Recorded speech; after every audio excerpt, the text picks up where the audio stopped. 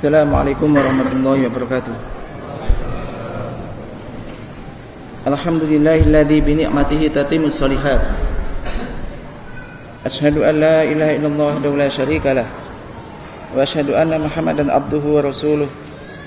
Allahumma shalli ala Muhammadin wa ala ali Muhammad kama shallaita ala ali Ibrahim innaka Hamidum Majid. Allahumma barik ala Muhammadin wa ala ali Muhammad kama barakta ala ali Ibrahim innaka Hamidum Majid. Ya ayyuhalladzina amanu taqullaha haqqa tuqatih wa la tamutunna illa wa antum muslimun. Amma ba'du fa inna asdaqal hadisi kitabullah wa khairal hadi hadi Muhammadin sallallahu alaihi wasallam wa sharral umuri muhdatsatuha wa kullu muhdatsatin bid'ah wa kullu bid'atin dhalalah wa kullu dhalalatin finnar. Jemaah sekalian yang dirahmati Allah Subhanahu wa taala, pertama kalinya marilah kita senantiasa memanjatkan puji syukur hadirat Allah Subhanahu wa taala. Dengan maunahnya kita semua bisa kembali menghadiri majelis yang mulia, yakni majelis al-ilm. Semoga langkah kita ini dicatat oleh Allah dan dijadikan sebab dimudahkannya jalan kita semua menuju surga. Jemaah sekalian yang dirahmati Allah Subhanahu wa taala,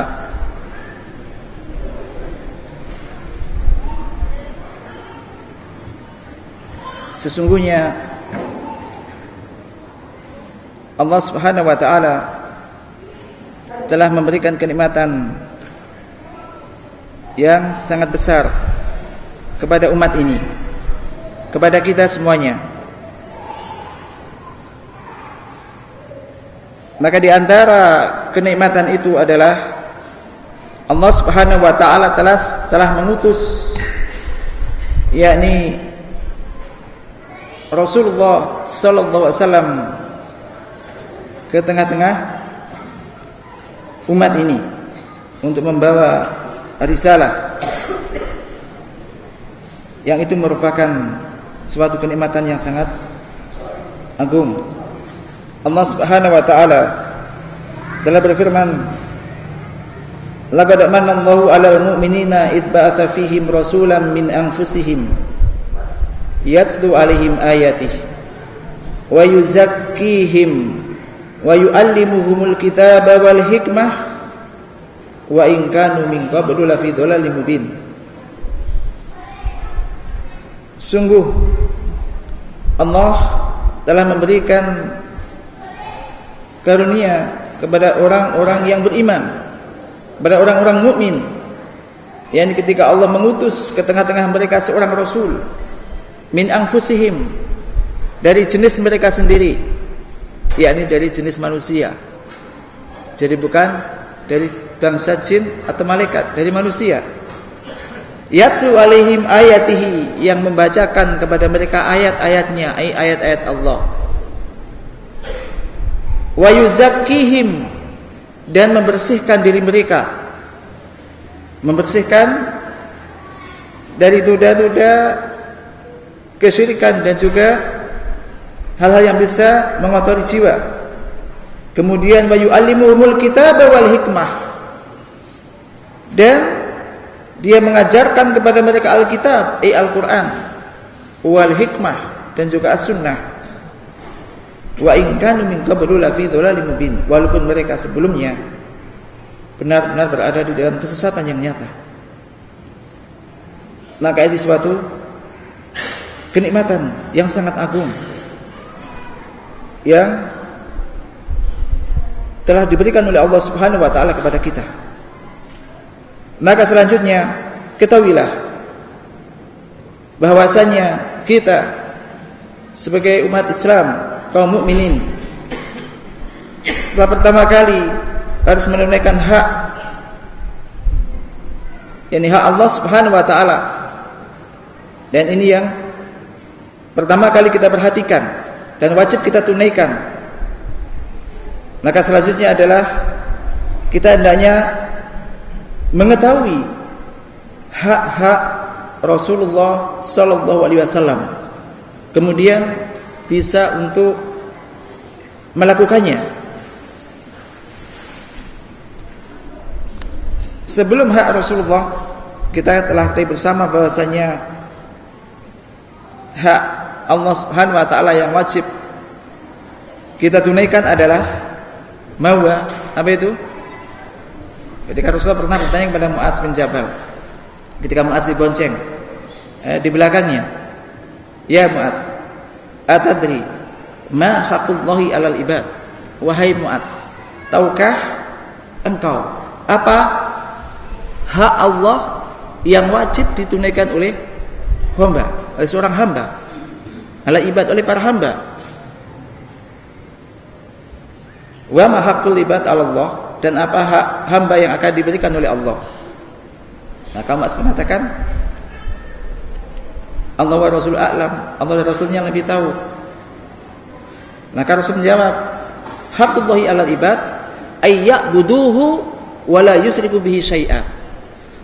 Ini yang wajib ditunaikan pertama kali oleh seorang hamba, oleh kita adalah yakni ay ya'buduhu wa la yusyriku bihi syai'a, yaitu hendaknya mereka hamba ini beribadah hanya kepada Allah Subhanahu wa taala, menunjukkan semua ibadahnya hanya kepada Allah Subhanahu wa taala, wa la yusyriku bihi syai'a, dan sekaligus tidak menyekutukannya dengan suatu apapun. Yakni mentauhidkan Allah Subhanahu wa taala. Ini hak Allah yang wajib kita tunaikan. Kemudian setelah itu, pembicaraan kita malam ini adalah tentang min hukukil Mustafa sallallahu alaihi wasallam ala ummatihi, yang di antara hak-hak Rasulullah al-Mustafa sallallahu alaihi wasallam yang wajib ditunaikan oleh umatnya, oleh kita para penuntut ilmu, oleh kita sebagai umat beliau. Maka apa hak-hak beliau? Jemaah sekalian yang dirahmati Allah Subhanahu wa taala, di antara hak-hak Rasulullah sallallahu alaihi wasallam yang wajib ditunaikan oleh umatnya, yang wajib kita tunaikan, yang pertama adalah al-imanu bihi sallallahu alaihi wasallam, yakni beriman kepada beliau, beriman kepada Rasulullah sallallahu alaihi wasallam. Ini hak yang pertama kali. Jadi hak pertama kali di antara hak-hak Nabi sallallahu alaihi wasallam adalah mengimani beliau, beriman kepada beliau, membenarkan risalah yang beliau bawa. Maka barang siapa yang tidak beriman kepada Rasulullah sallallahu alaihi wasallam dan bahwasanya beliau adalah penutup para nabi, maka dia kafir. Walaupun beriman dengan seluruh nabi yang datang sebelumnya. Maka kufur terhadap Rasulullah sallallahu alaihi wasallam berarti telah kufur kepada Allah Azza wa Jalla dan telah melakukan kedustaan kepadanya dan telah mengingkari apa yang telah diturunkan oleh Allah Subhanahu wa taala kepada Rasulullah sallallahu alaihi wasallam in berupa Al-Qur'an dan juga Rasul yang diutusnya. Al-Qur'anul Karim ini penuh dengan ayat-ayat yang memerintahkan kita semua untuk beriman kepada Rasulullah sallallahu alaihi wasallam dan untuk ittiba kepada beliau, untuk ittiba, untuk mengikutinya, dan telah memberikan peringatan kepada kita, yakni dari tindakan menyimpang dari ajaran beliau. Allah Subhanahu wa taala telah berfirman, "Fa'aminu billahi wa rasulihi wan nuril ladzi anzalna." Maka berimanlah kamu sekalian kepada Allah dan Rasulnya dan nur yang kami turunkan, yakni Al-Quran yang kami turunkan. Ini perintah untuk beriman kepada Allah dan Rasulullah sallallahu alaihi wasallam. Demikian juga di dalam surah Al-Hujurat ayat 15 Allah Subhanahu wa taala telah berfirman, "Innamal mu'minuna alladzina amanu billahi wa rasulihi tsumma lam yartabu." Sesungguhnya orang-orang yang beriman itu hanyalah orang-orang yang beriman kepada Allah dan Rasulnya, kemudian mereka tidak ragu-ragu. Namanya beriman, tidak ada keraguan sedikit pun di dalamnya. Iman. Demikian juga Allah Subhanahu wa taala telah menjelaskan bahwasanya beriman kepada Rasulullah sallallahu alaihi wasallam min asbabin najah minal adab. Termasuk salah satu sebab yang bisa mendatangkan keselamatan dari azab Allah Subhanahu wa taala. Beriman kepada Rasulullah sallallahu alaihi wasallam termasuk di antara sebab yang bisa mendatangkan keselamatan, yang bisa memberikan keselamatan dari azab.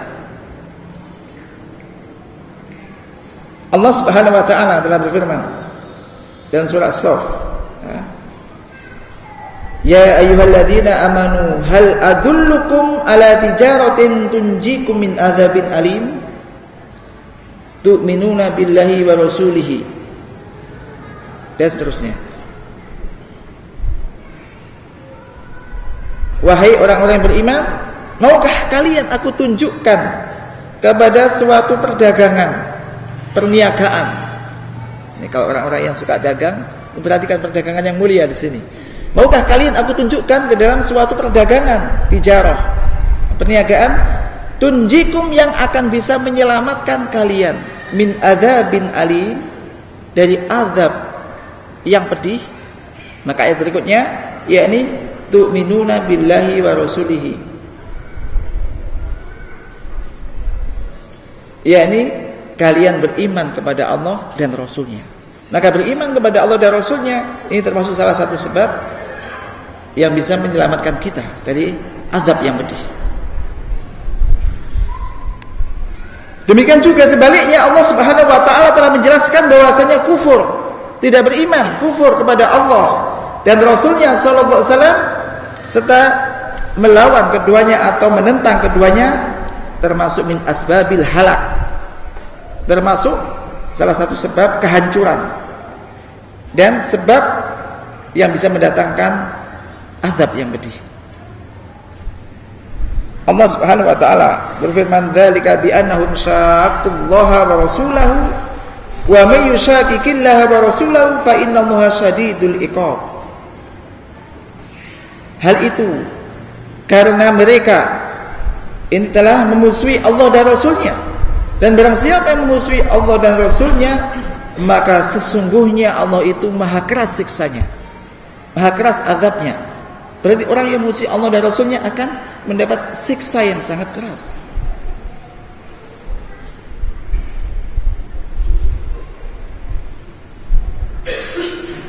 Demikian juga Allah berfirman, "Istaghfir lahum aw la tastaghfir lahum in tastaghfir lahum 70 marrah falay yaghfirallahu lahum dzalika bi annahum kafaru billahi wa rasulihi wallahu la yahdil qaumal fasikin." Surah Taubah ayat 80. Kamu mintakan ampun mereka atau tidak?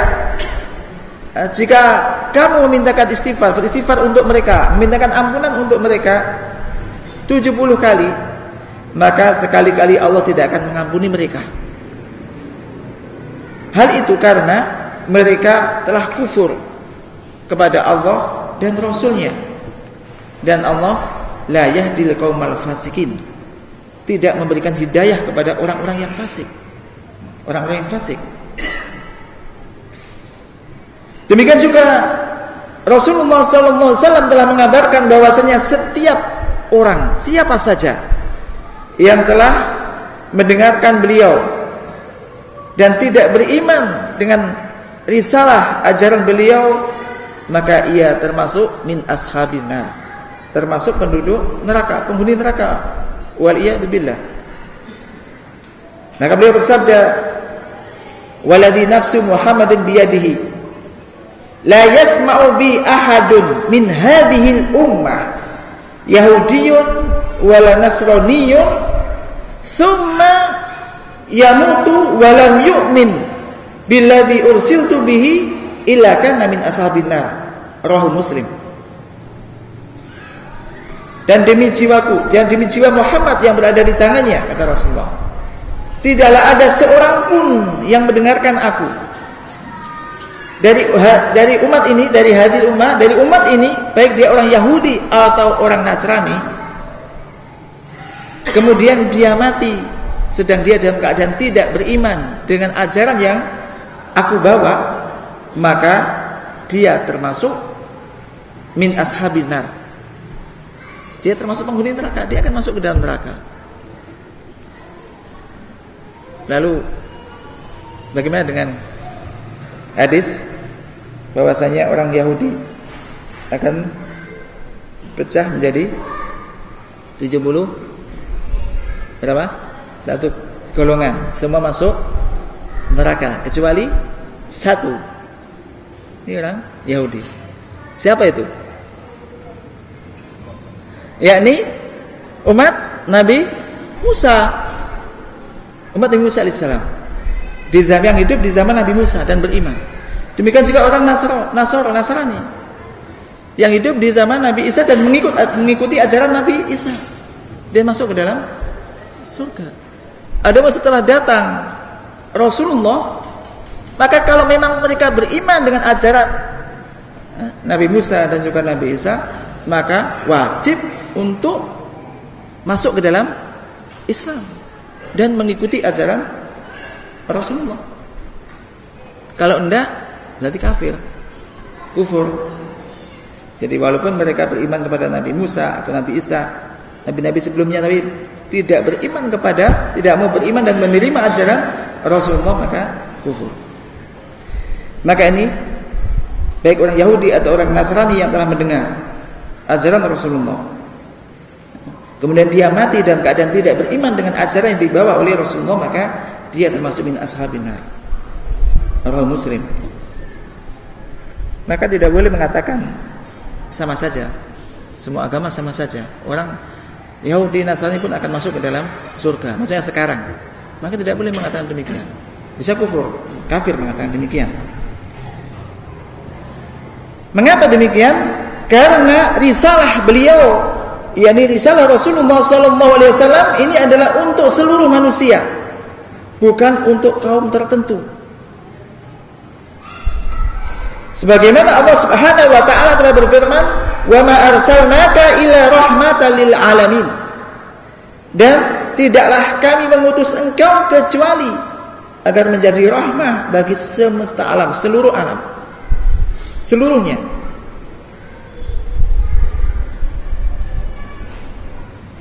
Demikian juga Allah berfirman, "Wa ma arsalnaka illa kafatan linnas basyiran wa nadhira walakinna aktsarun nasi la ya'lamun." Dan tidaklah kami mengutus engkau, wahai Muhammad, kecuali kafatan linnas, yakni kecuali diutus untuk seluruh manusia sebagai basyiran wa nadhira, pemberi kabar gembira dan pemberi peringatan. Akan tetapi sebagian besar manusia tidak mengetahuinya. Ikhwani fiddin, azani Allah wa iyyakum jami'an. Hak yang kedua tadi, hak pertama apa? Beriman kepada Rasulullah sallallahu alaihi wasallam. Beriman, membenarkan ajaran beliau. Maka beriman ini, ya, tadi sebenarnya beriman itu tidak hanya saya percaya kok. Saya percaya. Tapi percaya tidak mau menerima ajarannya, tidak mau mengamalkan ajarannya, maka ini tidak dikatakan orang yang beriman. Maka yang kedua adalah ittiba'uhu sallallahu alaihi wasallam, yaitu ittiba' Rasulullah sallallahu alaihi wasallam. Ittiba' Nabi sallallahu alaihi wasallam, mengikuti ajaran beliau, maksudnya ittiba' ini mengikuti, mengamalkan dan mengikuti sunnah-sunnah beliau, ajaran beliau sallallahu alaihi wasallam. Ini merupakan bukti yang nyata dan bukti kebenaran keimanan seorang hamba tadi, keimanan orang tersebut kepada Rasulullah sallallahu alaihi wasallam. Maka bukti kalau dia beriman kepada Rasulullah adalah mau ittiba kepada beliau. Maka kalau ada orang mengatakan beriman kemudian enggak mau ittiba, maka dia sebetulnya tidak beriman.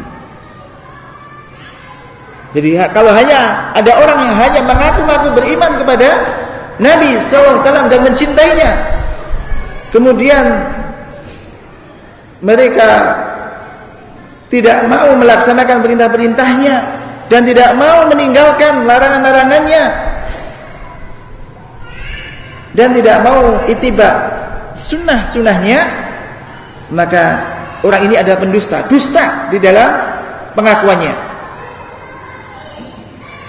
Jadi pengakuan beriman tidak benar, dusta, hanya ucapannya saja.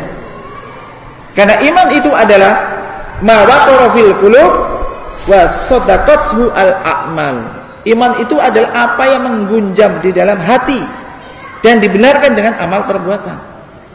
Maka sekali lagi kita telah mengetahui bahwasanya Ahlussunnah wal Jamaah mengatakan bahwasanya amal ini adalah bagian daripada iman. Bagian daripada iman, amalan. Maka iman diyakini di dalam hati, diucapkan dengan lisan, diamalkan dengan perbuatan. Maka tidak cukup beriman diartikan percaya, kemudian aku sudah percaya, menjadi kepercayaan, yang penting percaya. Tidak cukup, harus dibuktikan dengan amal perbuatan. Allah Subhanahu wa taala telah menjelaskan bahwasanya rahmat Allah Subhanahu wa taala tidaklah diterima, tidak diberikan kecuali kepada ahlul ittiba, orang-orang yang mau ittiba dan patuh kepada Rasulullah sallallahu alaihi wasallam. Allah berfirman, "Wa rahmati wasi'at kulla syai' fasa'aktubuha lil ladzina yattaquna wa yu'tuna az-zakata wal ladzina hum bi ayatina yu'minun alladzina yattabi'una ar-rasula an-nabiyya ummi." Surah Al-A'raf ayat 156 157. Allah berfirman, "Wa rahmati," dan rahmatku ini meliputi segala sesuatu, dan aku akan menulisnya, menetapkannya bagi orang-orang yang bertakwa dan beriman, orang-orang yang bertakwa dan menunaikan zakat, dan orang-orang yang beriman terhadap ayat-ayat kami, yaitu orang-orang yang yattabi'una rasula an-nabiyyal ummi, yaitu orang-orang yang mau ittiba, mau mengikuti Rasul Nabi yang ummi. Ini penjelasannya. Orang yang beriman, orang-orang yang yattabi'una rasulan nabiyyal ummiyah, mau mengikuti, mau ittiba Rasul Nabi yang ummi.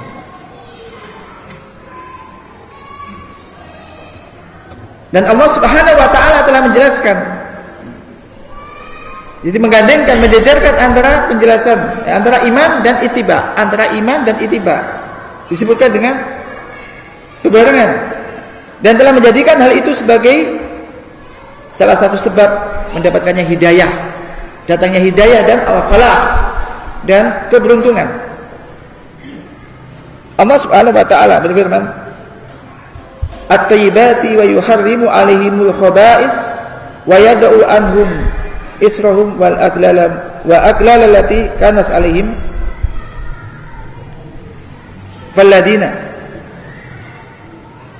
dan seterusnya. Demikian juga Allah Subhanahu wa taala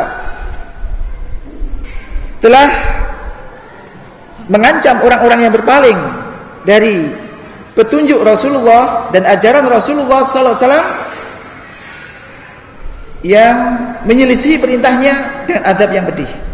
Allah berfirman, "Falyahdharil ladina yukhalifuna an amrihi an tusibahum fitnatun aw yusibahum adzabun alim." Maka hendaklah orang-orang yang menyelisihi perintahnya, orang-orang yang menyelisihi perintahnya ini khawatir akan ditimpa fitnah atau ditimpa azab yang pedih. Fitnah, apa fitnah itu? Apa yang dimaksud fitnah? Adalah orang-orang yang menyelisih perintahnya, perintah Rasulullah, menentang, menyelisih perintah Rasulullah, itu akan ditimpa fitnah. Fitnah di sini, kalau fitnah kita jangan memfitnah lebih kejam dari pembunuhan. Fitnah Kadang orang mengartikan fitnah menuduh ya kan.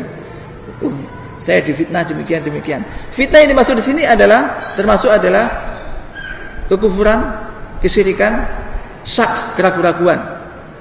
Termasuk juga kebid'ahan. Maka ketika orang ini enggak mau taat kepada Rasul, menentang Rasul, maka dia akan tidak suka dengan sunnah dan suka dengan kebalikannya. Ini fitnah sudah. Suka dengan kebalikan sunnah, bid'ah.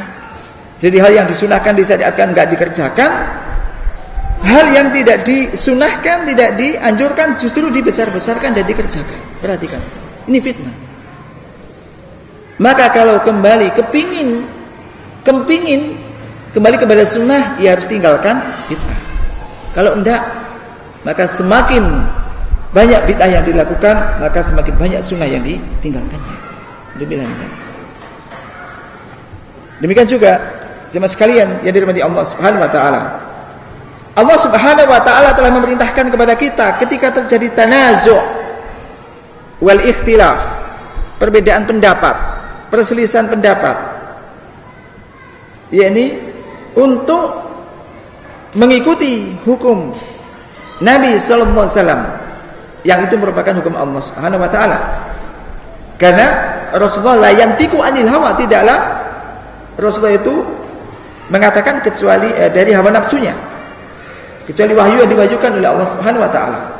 Maka Allah berfirman, "Fa in tanaza'tum fi shay'in farudduhu ila Allahi war Rasul in kuntum tu'minuna billahi wal yaumil akhir." Maka jika kalian berbeda pendapat, berselisih di dalam suatu urusan, suatu perkara, dan kenyataannya kan mesti ada perselisihan. Enggak, yang betul begini, enggak, yang betul begini. Ini perselisihan. Maka bagaimana solusinya? Farudduhu ila Allahi wa Rasul. Maka kembalikan hal itu, kembalikan perkara diperselisihkan itu kepada Allah dan Rasul. Kepada Allah dan Rasul. In kuntum, jika kamu sekalian beriman kepada Allah dan hari akhir. Beriman kepada Allah dan hari akhir. Maka Al-Imam Ibnu Katsir menyebutkan, kalau ada barang siapa yang diajak ketika ada perbedaan pendapat, diajak untuk kembali, ayo kita cek, kita kembalikan kepada Allah dan Rasulnya, kepada Al-Quran dan Sunnah, kok dia tidak mau, maka berarti dia tidak beriman kepada Allah dan hari akhir. Karena jika kamu itu beriman kepada Allah dan hari akhir, maka kembalikan apa yang kamu perselisihkan itu kepada Allah dan Rasulnya, kepada hukum Allah dan Rasulnya, kepada Al-Quran dan Sunnah Rasulullah sallallahu alaihi wasallam. Bahkan tidak cukup hanya berhukum kepada hukum beliau sallallahu alaihi wasallam, namun hati ini merasa dongkol masian, tidak bisa legowo menerima hukum itu. Mau tapi ya wis, mau tapi hatinya masih dongkol, tidak menerima sepenuhnya, maka tidak cukup itu. Akan tapi wajib untuk berlapang dada di dalam menerima itu, dengan senang hati lapang dada, tidak ya sudah, nah ini kan ya sudah, nah ini enggak lapang dada menerima ini, enggak cukup. Saya kan sudah mau, tapi kan tidak menerimanya dengan lapang dada terhadap keputusan yang diberikan oleh Rasulullah sallallahu alaihi wasallam. Allah Subhanahu wa taala berfirman, "Fala wa rabbika la yu'minuna hatta yuhaqqimuka fima shajara bainahum. Thumma la yajidu fi anfusihim harajan mimma qadaita wa yusallimu taslima."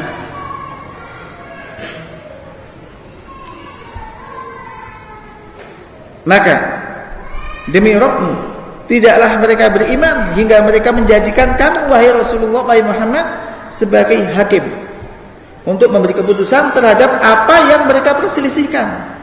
Kemudian mereka tidak mendapati rasa grundel, rasa dongkol di hatinya terhadap keputusan yang engkau berikan, wa yusallimu taslima.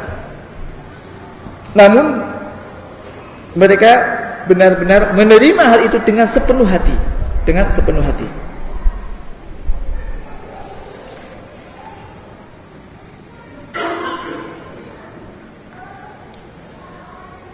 Maka Al-Imam Ibnu Qayyim rahimahullah mengatakan, maka Allah Subhanahu wa taala telah bersumpah dengan sumpah yang agung, yakni bersumpah dengan dirinya.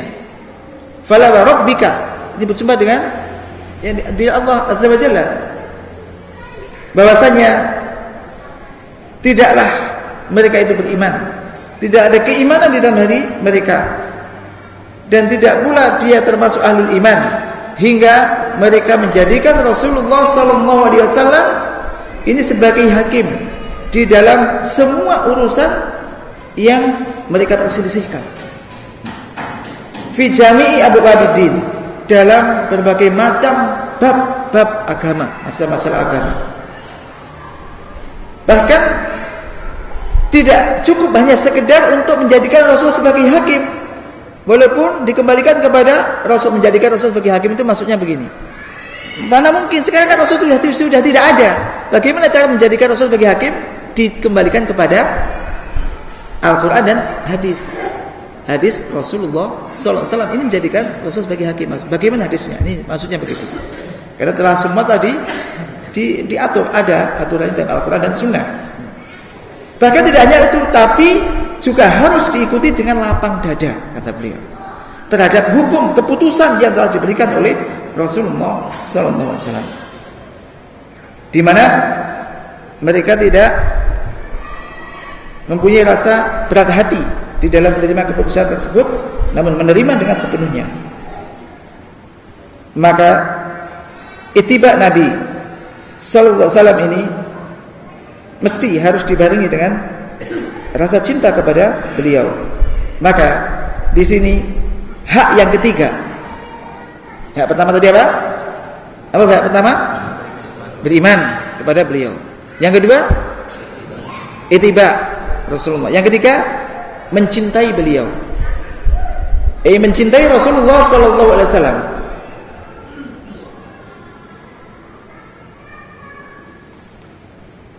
Ketahuilah, sesungguhnya orang yang beriman dengan benar-benar beriman, maka mesti dia akan mencintai Rasulullah sallallahu alaihi wasallam dari lubuk hati yang paling dalam. Karena Rasulullah sallallahu alaihi wasallam merupakan salah satu sebab dia bisa beriman, dan juga sababun fi najatihi minan nar, menjadikan sebab dia diselamatkan dari api neraka. Demikian juga wasababun fi sababu sa'adatihi fi dunya wal akhirah, menjadi sebab dia akan mendapatkan kebahagiaan fi dunya wal akhirah, di dunia dan di akhiratnya. Maka sudah seyogyanya dan seharusnya untuk mencintai Rasulullah sallallahu alaihi wasallam.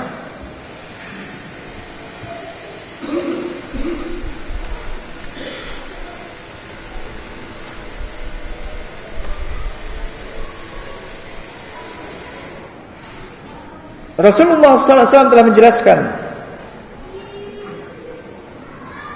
yakni begitu besar nilai cinta kepada beliau tersebut, hingga beliau mengatakan, la yu'minu ahadukum hatta akuna ahabba ilaihi min waladihi wa walidihi wa nasi ajmain. Muttafaqun alaih.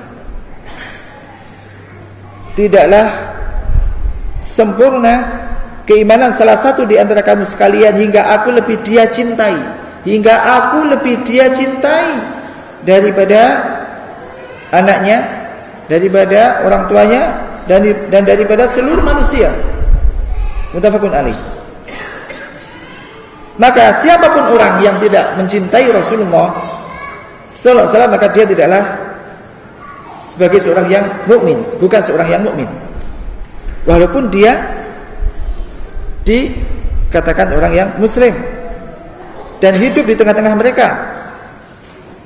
Bahkan walaupun dia itu menunaikan ibadah dan juga syiar-syiar Islam yang lainnya, ketika dia tidak mau mencintai Rasulullah, tidak mencintai Rasulullah sallallahu alaihi wasallam, maka tidaklah dia itu beriman, bukan seorang mukmin. Dan wajib kecintaan kepada beliau ini di atas kecintaan kepada selainnya, selain Allah, kecintaan kepada Allah dan kecintaan kepada Rasulnya ini letaknya harus di atas cinta terhadap semuanya. Harus lebih besar cintanya kepada Allah dan Rasulnya melebihi cintanya kepada orang tua, kepada anak, kepada istri, dan kepada siapapun manusia tersebut. Ini aplikasinya gimana? Aplikasinya, dohirnya, contohnya misalnya anak atau istri menginginkan demikian karena bentuk cintanya, tolong belikan ini atau turuti ini kan cintanya. Tetapi ketika ini bertentangan dengan syariat Allah dan Rasulnya, maka mana yang lebih kita pilih? Mana lebih kita dulukan ini? Cinta kita kepada Nabi atau cinta kita kepada anak dan istri atau kepada suami? Ini. Tentu kalau cinta kita kepada Rasul, maka janganlah demi untuk memenuhi permintaan manusia kita korbankan ajaran atau kita kalahkan atau kita langgar ajaran Allah dan Rasulnya. Nah, kita harus dulukan, yakni cinta kita kepada Rasulullah sallallahu alaihi wasallam. Bahkan Umar bin Khattab pernah mengatakan kepada Rasulullah sallallahu alaihi wasallam, "Ya Rasulullah, la anta ahabu ilayya min kulli syai' illa min nafsi." Ya Rasul, sungguh engkau lebih aku cintai dari semua hal kecuali dari diriku. Kecuali dari diriku. Kecuali dari aku. Maka faqala Nabi sallallahu alaihi wasallam, maka Nabi sallallahu alaihi wasallam bersabda, "La walladhi nafsi biyadihi hatta akuna ahabba ilaika min nafsi." Tidak ya Umar. Demi jiwaku yang berada di tangannya, hingga aku lebih engkau cintai daripada dirimu sendiri. Maka faqala Umar, fa innahu al'an wallah la anta ahabbu ilayya min nafsi. Maka Umar mengatakan, sungguh sekarang demi Allah, engkau ya Rasulullah sungguh lebih aku cintai daripada diriku. Faqala Nabi sallallahu alaihi wasallam, al-an ya Umar, rawi Bukhari. Maka sekaranglah ya Umar, saatnya sudah sempurna, engkau telah beriman. Jemaah sekalian yang dirahmati Allah Subhanahu wa taala, ketahuilah bahwasanya cinta kepada Nabi sallallahu alaihi wasallam ini ada tingkatan-tingkatannya. Al-Imam Ibnu Rajab rahimahullah telah mengatakan, wa mahabbatu Rasul sallallahu alaihi wasallam ala darajataini. Cinta kepada Rasulullah sallallahu alaihi wasallam ini ada dua tingkatan. Tingkatan yang pertama adalah fardun, wajib. Wajib. Yakni berarti semuanya ini wajib. Tidak boleh tidak. Yaitu cinta yang mengharuskan untuk, perhatikan, cinta yang mengharuskan untuk menerima semua ajaran yang dibawa oleh Rasulullah sallallahu alaihi wasallam dari sisi Allah Subhanahu wa taala. Jadi kecintaan yang mengharuskan dia untuk menerima semua ajaran yang dibawa oleh Rasulullah sallallahu alaihi wasallam dari sisi Allah.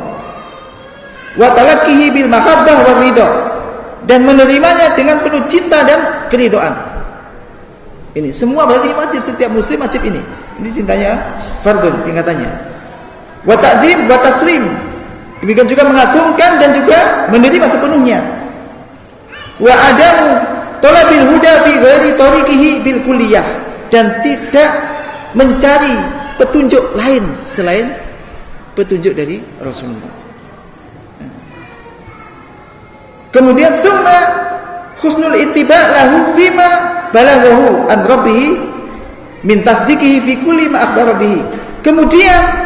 Kemudian yakni membaguskan di dalam ittiba', di dalam mengikuti beliau dalam apa saja yang telah beliau sampaikan dari Rabb-Nya, dengan membenarkan apa yang beliau sampaikan dalam semua hal yang beliau sampaikan, membenarkan.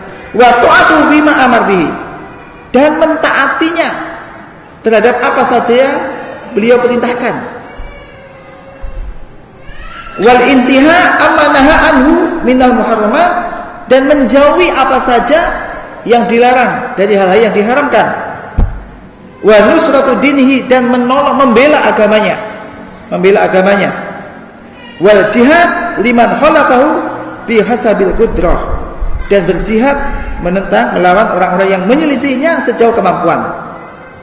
Fahadal qadar la budda minhu, maka ini wajib untuk dimiliki oleh setiap umat Rasulullah. Wala yatimu al-imanu bidunihi, dan tidaklah sempurna keimanan tanpa itu. Maka ini dikatakan cinta yang wajib. Kemudian yang tingkat kedua adalah al-mahabbah allati taqtadi husna ta'assi bihi,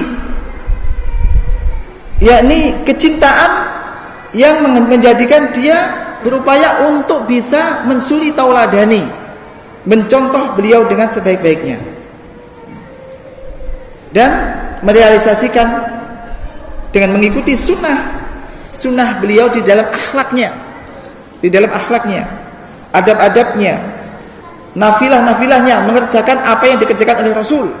Karena Rasul mengerjakan nafilah ini, maka kita kerjakan itu. Maka ini termasuk tingkatan kedua ini. Dan amalan-amalan sunnah tatawwu, demikian juga berupaya untuk mengikuti bagaimana tata cara makannya, minumnya, pakaiannya. Demikian juga bagaimana bermuasyarah, bergaul di dalam terhadap istri-istrinya. Kita contoh itu semua. Ini dengan adab-adab yang sempurna. Demikian juga dengan akhlak-akhlak yang thahirah. Maka kalau demikian ini cinta kepada Nabi, sudahkah kita cinta kepada Nabi sallallahu alaihi wasallam?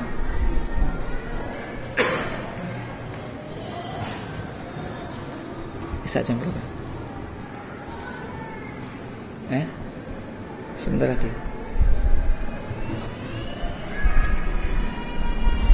Satu ayat lagi kandungan dari masalah cinta. Jadi kita masih 3 hak.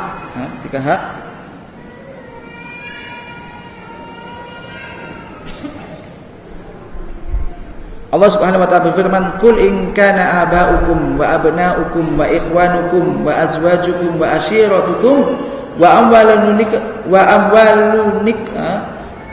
taraftumuha wa tijaratun takhshawna kasadaha wa masakinu tardawnaha ahabba ilaikum minallahi wa rasulihi wa jihadin fi sabilihi fatarabbasu hatta ya'tiyallahu bi amri wallahu la yahdil qaumal fasikin."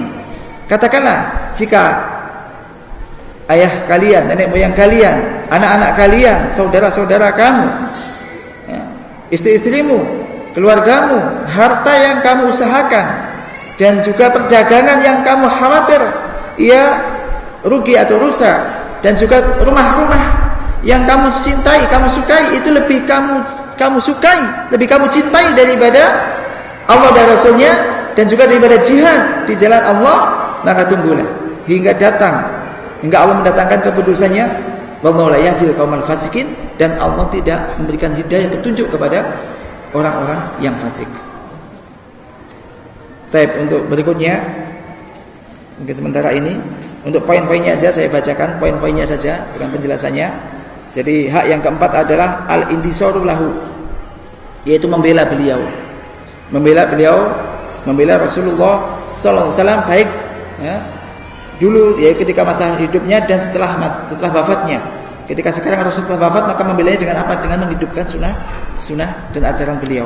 Yang kelima adalah dengan menyebarkan dakwah beliau sallallahu alaihi wasallam. Maka kita telah mencari ilmu, mengetahui yang sunnah, yang benar, kita berupaya untuk mengamalkan. Setelah itu dakwahkan, sampaikan kepada keluarga kita, kepada teman kita, kerabat kita. Kemudian yang keenam adalah tauqiruhu, yaitu mengagungkan beliau sallallahu alaihi wasallam, mengagungkan beliau sallallahu alaihi wasallam.